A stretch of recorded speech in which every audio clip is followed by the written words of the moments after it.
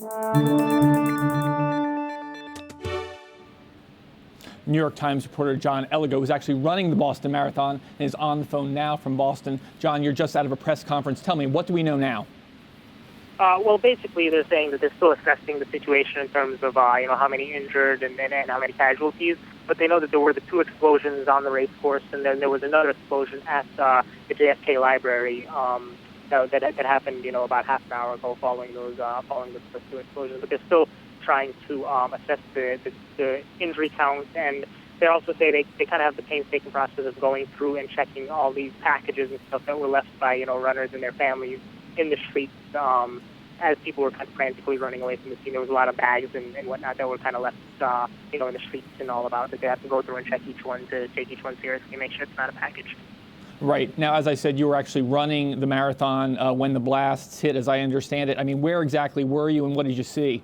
Well, actually, I was finished with the marathon at that point. I finished, luckily about probably anywhere from an hour or an hour and a half before that happened. So I actually didn't see it. The first time I was actually back in my hotel room when I started getting texts from people about am I okay, and that's when I saw it on TV what had happened. But as I rushed back down to the scene, and at this point at the scene, it's kind of a mix. There are some parts where it's really frantic. There's lots of police cars and sirens and whatnot, and the police are directing people away from buildings. There was a report of a package in one of the footbridges at Copley Place Mall, and the officers were frantically trying to get people away. And then if you go a couple blocks away on some of the streets, it's actually kind of a little bit eerily quiet because a lot of the stores and businesses have all closed, and so there's really just a couple people standing about, and really not much activity when you go just a couple blocks from the finish line.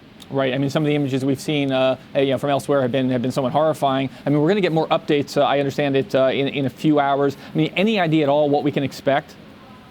Well, I mean, they're still kind of determining exactly what or who is responsible for the explosions. They're saying at this point that they have no specific people or trucks or anything that they're looking for at this time. That's what the police commissioner said, that they're not looking for anything in particular, and that they didn't receive any particular threats or whatnot. So they're still kind of determining exactly who's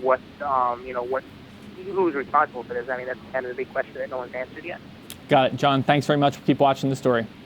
All right, thank you. Bye.